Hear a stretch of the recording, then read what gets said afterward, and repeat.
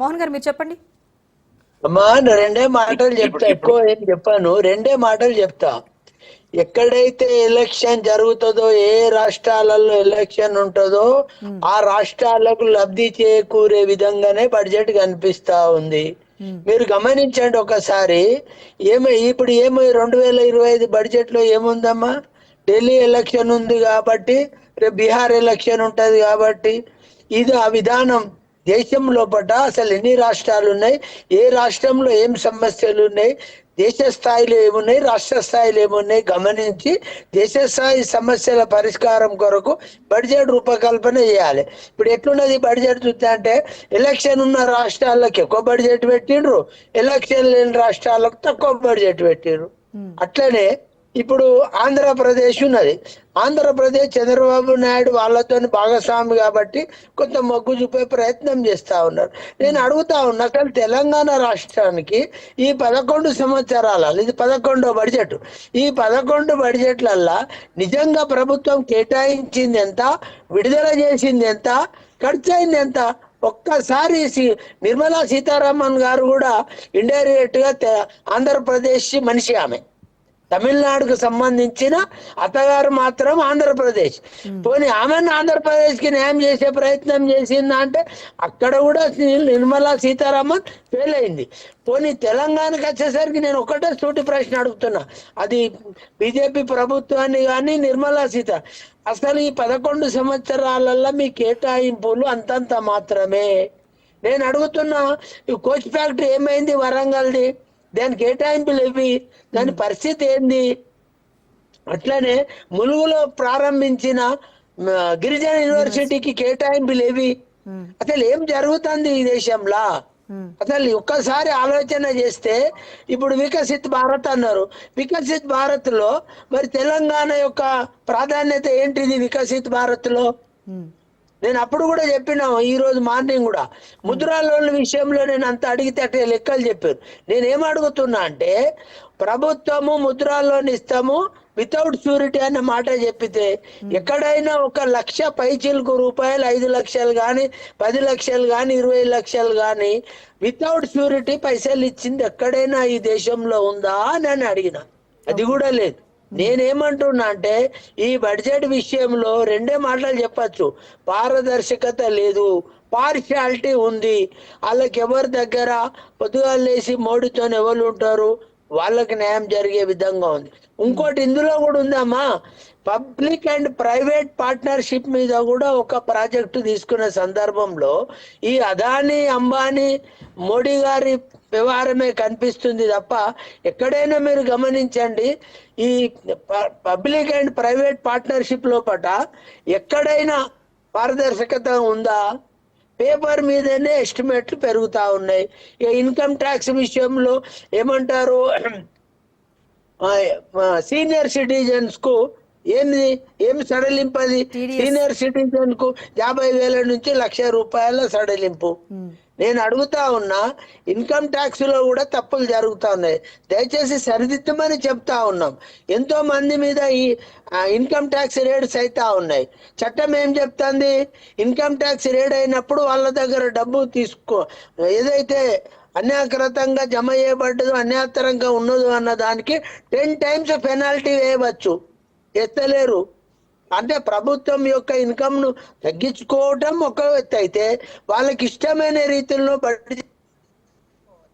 నాకేమనిపిస్తుంది అంటే, ఎలక్షన్ ఉన్న రాష్ట్రాలలో ఒక తీరు, ఎలక్షన్ లేని రాష్ట్రాలలో ఒక తీరు. ఇంకొకటి ఏమున్నది అంటే, ఎవరైతే బీజేపీకి అనుకూలంగా, ఇప్పుడు నేను అడుగుతా ఉన్నా, వచ్చే సంవత్సరం బీహార్ ఎలక్షన్ ఉంటాయి, ఇప్పుడు ఇందులో అది ఫోకస్ చేస్తా ఉన్నారు. ఇప్పుడు ఢిల్లీ ఎలక్షన్ ఉన్నది, ఢిల్లీ ఎలక్షన్ కూడా ఇందులో కొంత ప్రాధాన్యత చొప్పించారు. నేనేమంటున్నానంటే, కేంద్ర బడ్జెట్ పారదర్శకంగా, పార్షియాలిటీ లేకుండా పరిశ్రమలను అభివృద్ధి పరిచే విధంగా ఉండాలి.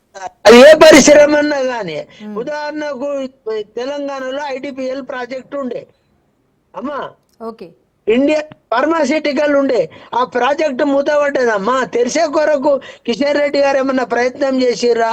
IDPL ఒక పెద్ద ప్రాజెక్ట్, అది ఈ తెలంగాణలో హైదరాబాద్ లో ఒక మెడికల్ ఫార్మాలో పెద్ద ప్రాజెక్టు, అది ఏమైంది? ఇప్పుడు కనీసం ఆలోచన చేస్తలేదు. నేనేమంటున్నా అంటే ప్రజలకు ఉపయోగపడే విధంగా బడ్జెట్ ఉండాలి తప్ప ప్రభుత్వ ఇష్టానుసారం గాని ప్రభుత్వంలో అనుసంధానం ఉన్న ఇష్టంగా గాని ఉండకూడదు అనే మాట చెప్తా ఉన్నా. ఇప్పటికైనా అమ్మ ఒకటి నేను మోహన్ గారు అమ్మ ఒకటి ఒక్కటే ఇప్పుడు మీరు కానీ లేకపోతే బీఆర్ఎస్ నుంచి కానీ తెలంగాణకు వచ్చింది గుండు సున్నా అని చెప్తున్నా, కేంద్రం ఏదైతే ఎక్కువగా పథకాల మీద ఫోకస్ పెట్టిందో ఆ పథకాల పరంగా చూసుకుంటే ఇండివిజువల్ గా డివైడ్ చేసి చూసుకుంటే గనక ప్రతి దాంట్లో కూడా కొన్ని వేల కోట్ల రూపాయలు తెలంగాణకు తెలంగాణకు ప్రయోజనం ఉంది, నిధులు కేటాయించినా ఎందుకు అలా అంటున్నారని చెప్తున్నారు. చెర్లపల్లి రైల్వేకు మాత్రం న్యాయం జరిగిందని చెప్పవచ్చు. ఒక్క రైల్వే, అది కూడా చెర్లపల్లికి సంబంధించి మంచి జరిగింది, దానిలో బడ్జెట్ కేటాయించారని చెప్పవచ్చు. మిగతాది ఫార్మాలో చెప్పండి, మెడికల్లో చెప్పండి, పరిశ్రమలలో చెప్పండి. అమ్మా ఇన్ని పరిశ్రమలు ఉన్నాయి కదా, ఫలానా పరిశ్రమలో ఇంత ప్రోత్సాహం ఇస్తున్నాం, ఇగో మాది ఇంత పర్సెంటేజ్ ఉంది, ఇగో ఈ ప్రకారంగా ఈ ప్రాజెక్టును మేము రీఓపెన్ చేస్తున్నాం, ఒక్క మాట చెప్పానని ఇంతెందుకమ్మా. నిన్నగాక మొన్న మీరు చూసిరు కదా, ఒకప్పుడు ఏమంటారు స్టీల్ అథారిటీ ఆఫ్ ఇండియా లోపట మన వైజాగ్ స్టీల్ ప్లాంట్ సంగతి ఏంది దానికి కేటాయింపులు ఏంది, దాని కథ ఏంది. కాబట్టి నేను ఏమంటున్నా అంటే ప్రజలు కాబట్టి ఆ ప్రజల యొక్క దృష్టిలో పెట్టుకొని ప్రభుత్వం యొక్క పారదర్శకతను చూపించాలి తప్ప వ్యక్తుల మీద కోపంతోని పగతోని వాడు మన పార్టీ కాదు అనే ఏదైతే బడ్జెట్లు వస్తా ఉన్నాయో ఇది దేశ సంపదను సృష్టించాయి, దేశ సంపదను సృష్టించే దేశ ప్రజలకు అందరికీ లాభమయ్యే విధంగా ఉండదు.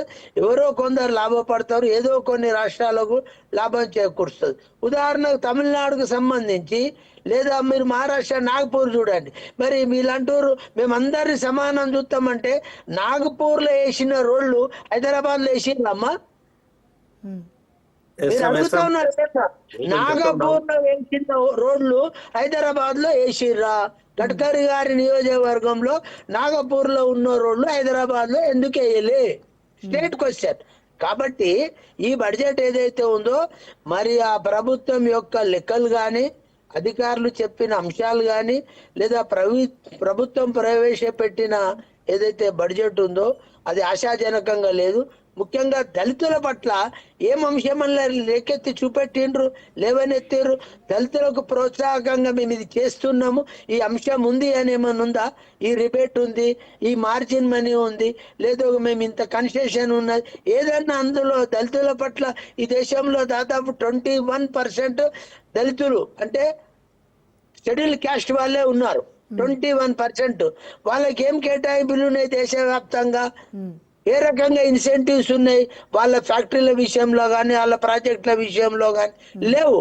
మీరు చూడండి ఒకసారి, దయచేసి తప్పుగా అనుకోవద్దు. నేను అదేం లేదు సార్, ఒకటే అడుగుతున్నా నేను. అంటే ఇప్పుడు ఓవరాల్ గా కొన్ని కేటాయించారు, స్టార్టప్లకు సంబంధించి కేటాయించారు, 10 లక్షల వరకు కూడా స్టార్టప్లు ఉన్నాయి హైదరాబాద్ లో, తెలంగాణ రాష్ట్రంలో.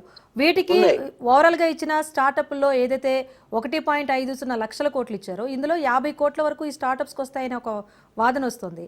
ఇంకొకటి అమృత్ పథకం కింద కూడా లోకల్ బాడీస్కి అర్బన్ బాడీస్కి కేటాయించారు నిధులు, అవి కూడా తెలంగాణకు వస్తాయి. ఇవన్నీ ఎందుకు పరిగణలోకి తీసుకోవట్లేదని ప్రశ్నిస్తున్నారు. నేను ఇవాళ కూడా అడుగుతున్నామా, పరిగణలోనికి తీసుకొని మీరు ఈ 11 సంవత్సరాల మొత్తం బడ్జెట్ లో కేటాయించింది ఎంత, మీరు విడుదల చేసింది ఎంత, ఒక్క మాట చెప్పమని నేను అడుగుతా ఉన్నా. బడ్జెట్ సందర్భంగా చెప్పాలి కదా, ఓన్లీ కేటాయింపులే చెప్తా ఉన్నారు.